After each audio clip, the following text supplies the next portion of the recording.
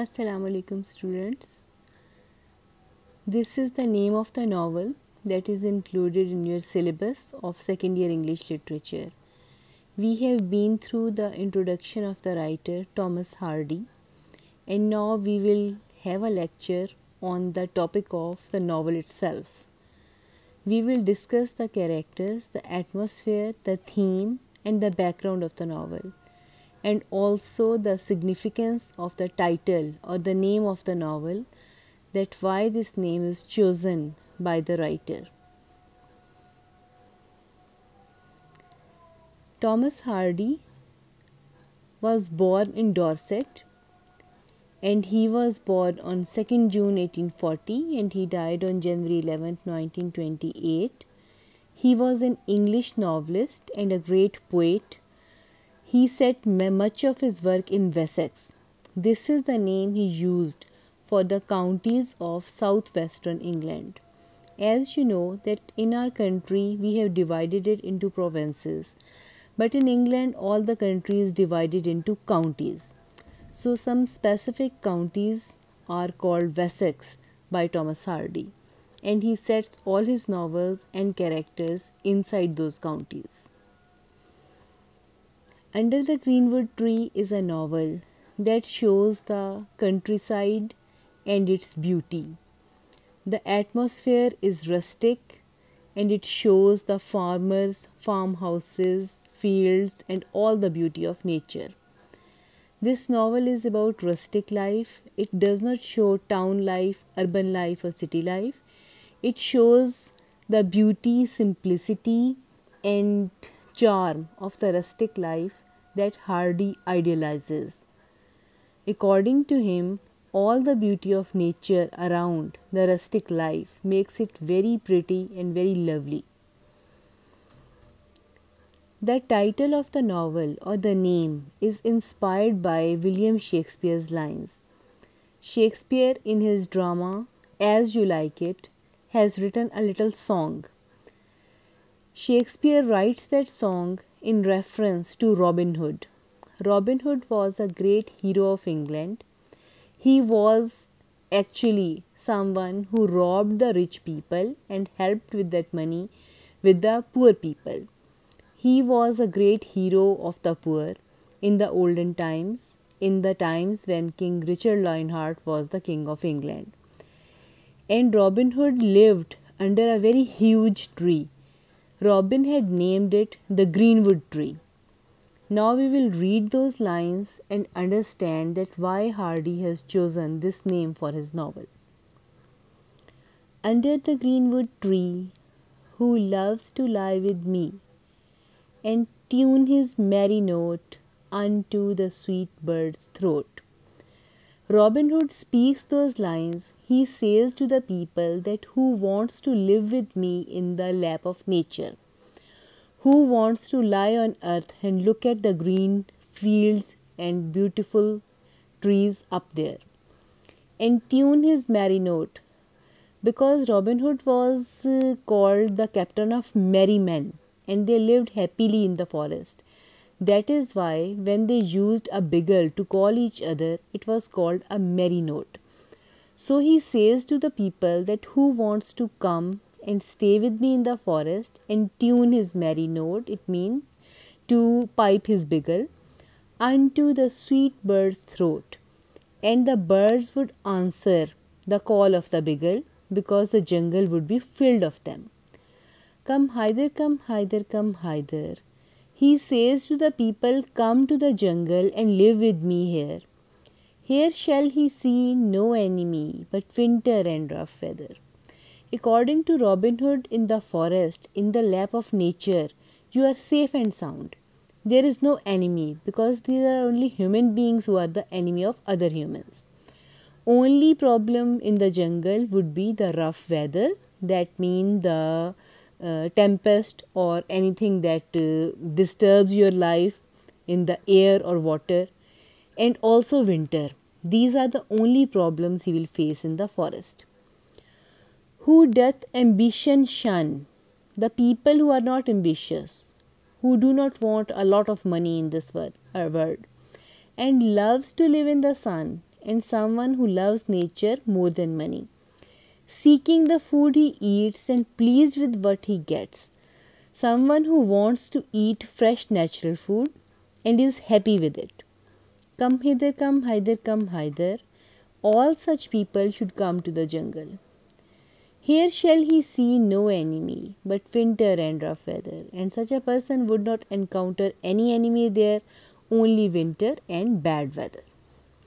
These lines show the beauty of nature, the call of nature, as if nature is calling you that come to me, because I am the mother, and in my lap there is only harmony and happiness, and there is no animosity and there is no problem.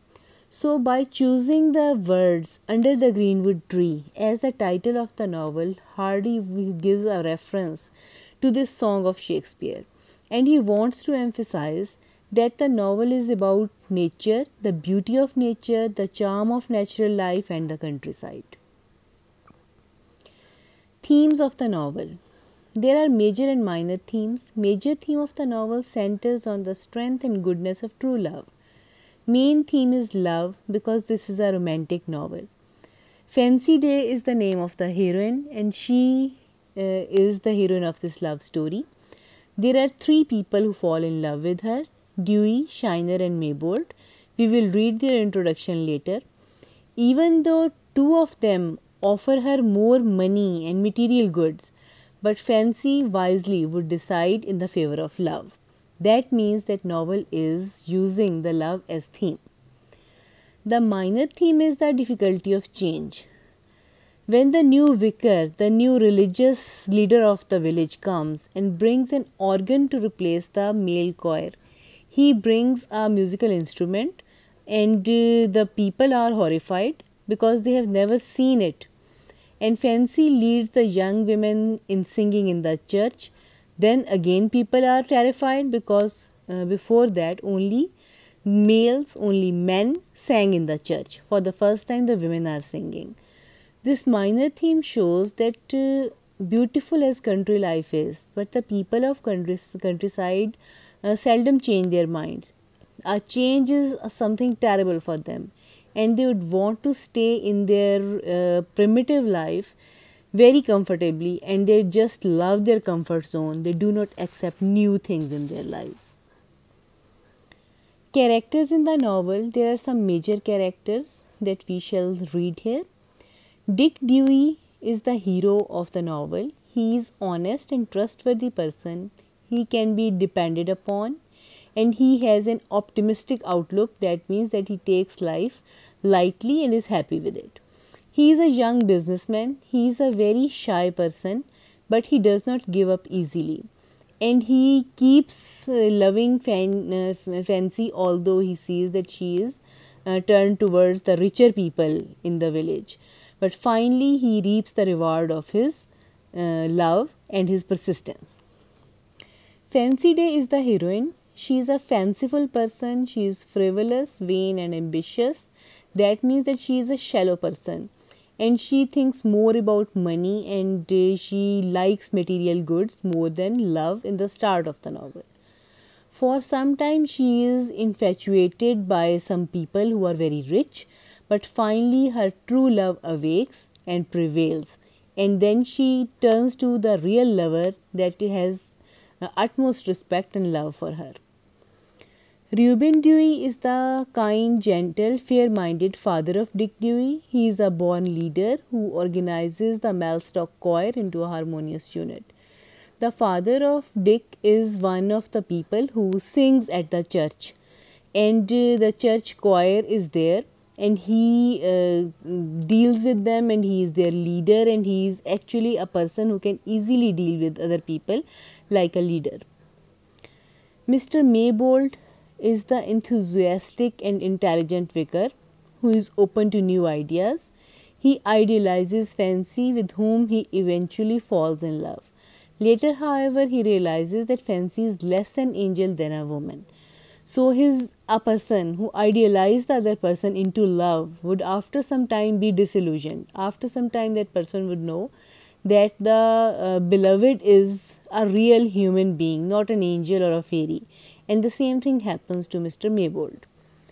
Geoffrey Day is the eccentric, stubborn, kind-hearted father of Fancy Day. On seeing his daughter suffering, his heart melts in dismay. He is very unhappy and he consents to her marriage to Dick. Frederick Shiner is a rich farmer of 35 years. He is also the church warden. He is the nearest character to a villain in the entire book. He is a proud, choleric person and a bit of a coward. Fancy develops a temporary infatuation for him, but after some time she would come to her senses. These are the main characters of the novel. Atmosphere of the novel shows the simplicity of village life. It shows the beauty of Wessex and the countryside charm of it. It is a picture of old world pastoral calmness, and it is a regional novel that depicts a region completely. Hardy uses a dialect that is spoken in the Wessex, and he shows all the surrounding places and the people and their lifestyle to perfection, to preserve the Wessex of his times forever for the readers to come. Thanks for watching. I understand that you have gained something from this lecture, and best of luck.